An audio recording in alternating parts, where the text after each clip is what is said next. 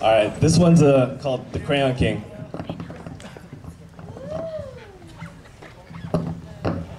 The world was my oyster, and that's exactly what I drew. Oysters, I think.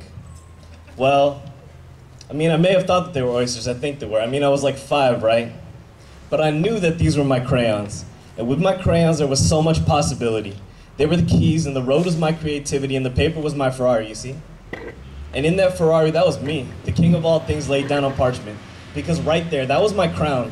And below me, my throne, and ooh, this is a butterfly. And these are stars, and this is the moon, and this is the silhouette of the cow that jumped over it. And yes, this right here, this is my mommy, and this is my daddy. And all of these, my personal art collection, were hung in my museum. As long as I could draw it, it was right there on that gigantic metal door I called a refrigerator. For all the world or the kitchen to see, whichever came first. But the thing was, I drew too much. I burned through sheets of paper faster than Nero could burn down Rome, and the walls of the gallery looked like an A-cup bra trying to hold back a pair of double Ds. It was just a little too much. Whenever you opened it to get some milk, it couldn't help but let go of a few pieces of art and a few bottles of blue-flavored squeezes just to keep its dignity. And these walls, they didn't pull their weight. They were too plain and my imagination was not tame. My ideas were heavier than the roofs the walls held, and this was a moment of opportunity, and this was a moment of inspiration, and this was a kitty, and this was a doggy, and this is a rainbow, and this was a spanking from my mom for drawing on the white walls of military housing. So I grew a little, and I gave the crayons to other kids to keep them occupied when they ordered food at grown-up restaurants. And I took down my refrigerator art gallery because I didn't like looking at my old work, for I was an artiste. And the Crayola medium was too constricting, so kindergarten. And these finger paints allowed me to feel the colors, because red, it doesn't feel like blue, just like light doesn't feel like love. And these notebooks bled through with color if I touched them, and the paint was so loud I needed to put it on poster boards, so these posters could yell all around my room as I tacked them up in my studio. And this was an interpretation of the sun, and this an interpretation of the earth, and this a mountain, and this a waterfall, and this was a mistake to put the jars of paints next to the cup of purple flavored Kool-Aid because of one swift avant-garde stroke. Oh no! The tile was multicolored. And I smiled and called it abstract when my father called it an ass whoop for staining the carpet. So I grew a little more, and I realized that my work wasn't appreciated at home. And I realized that I had magical powers.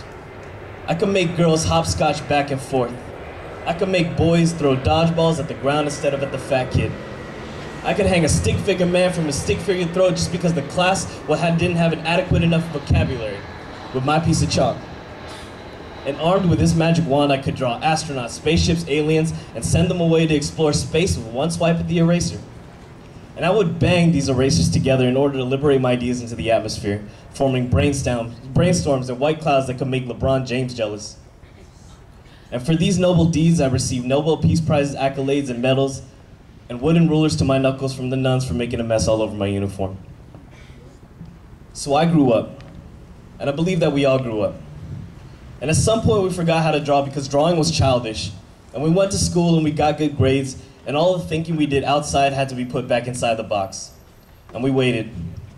We waited until we saw what we had long forgotten because some people didn't forget.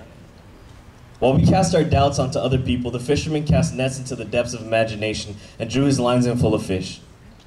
While we critiqued the chef, the peasant drew flavors out of stone soup with enough left over to feed our imagination. The prince, he drew notes from his guitar strings. The pianist, he drew candles in the wind. And the tattoo artist draws roadmaps that lead to passed away loved ones over mourning hearts. The activist, he draws crowds and changes their point of view.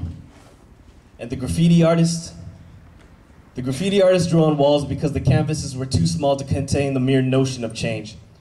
Because all of these people know that the museums are cemeteries where people weep and then leave. Because all these people make statements too large to screen print on a fucking t-shirt. Because every time we draw, we celebrate cavemen that didn't know how to draw and had to literally spit knowledge against the backs of their hands, and that knowledge was heavier than the granite that they spat it on. To let anyone know that they were there. That they were there, and this is what I saw. And your sunset will never be as beautiful as mine.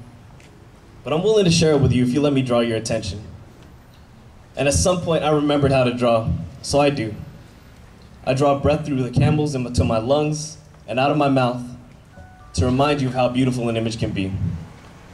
Me, the Crayon King, all grown up. Thank you very much. That was deep.